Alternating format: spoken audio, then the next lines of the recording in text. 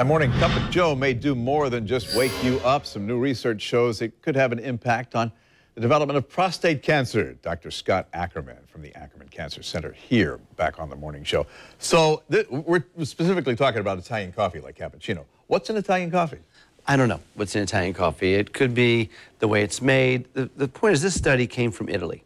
And it was a study of 7,000 men. And it was published in a very well-respected medical journal, the International Journal of Cancer. So it's peer-reviewed, a very respectable study.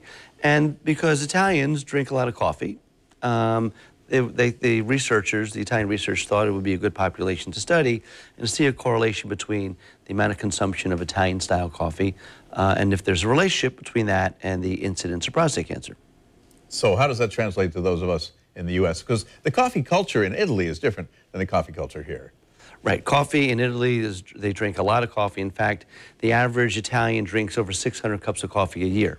So that correlates to about 2 cups a day. So that's a good culture to look at because you have people drinking all sorts of amounts of coffee and decent amounts of coffee. And so Italian coffee is usually cooked in or something like this. There's no filter. It's just water, and it goes through a screen.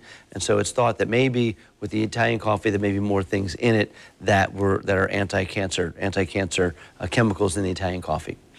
Well, they found in these 7,000 men that those that drank more than 3 cups of Italian-style coffee a day, and that might be a macchiato or an espresso or whatever, but cooked, where the coffee is actually cooked in something like this, that those men that drank more than 3 cups a day had 53% incidence of prostate cancer compared to those that had less than 3 cups a day. That's a big difference. And they postulated, what's the cause? Is it caffeine? Is it the other chemicals in coffee? So they looked in the lab, and they put caffeine in Petri dishes that were growing cancer cells, and found that if they put caffeinated caffeine in these dishes, it would inhibit the growth of cancer cells, whereas non-caffeine wouldn't. So the thought was maybe it's the caffeine. But really, it's more than that. It's the interaction of the caffeine and the chemicals, the way the coffee's cooked. All those things could come into play. And the diet over there is different as well. I mean, you've got more people subscribe to a Mediterranean diet, so maybe it's correlation between the coffee and that. But not everybody's convinced. Not everybody's on board. In fact, I was reading, one person who said, the study's encouraging, but there's insufficient scientific evidence for us to go ahead and say, there's a direct correlation here, and everybody should start drinking cappuccino and macchiato.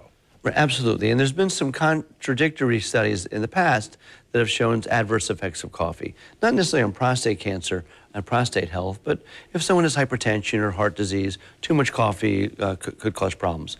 Also, when people drink coffee, a lot of people put a lot of sugar in it and cream in it, and those things also can lead to obesity, which then translates to other medical problems. But there's been a number of studies that have linked coffee consumption not just to decrease cancer risk, but also for men that have had prostate cancer. There's been some studies that have shown that coffee drinkers have a lower incidence of recurrence of prostate cancer. So I think it's encouraging data.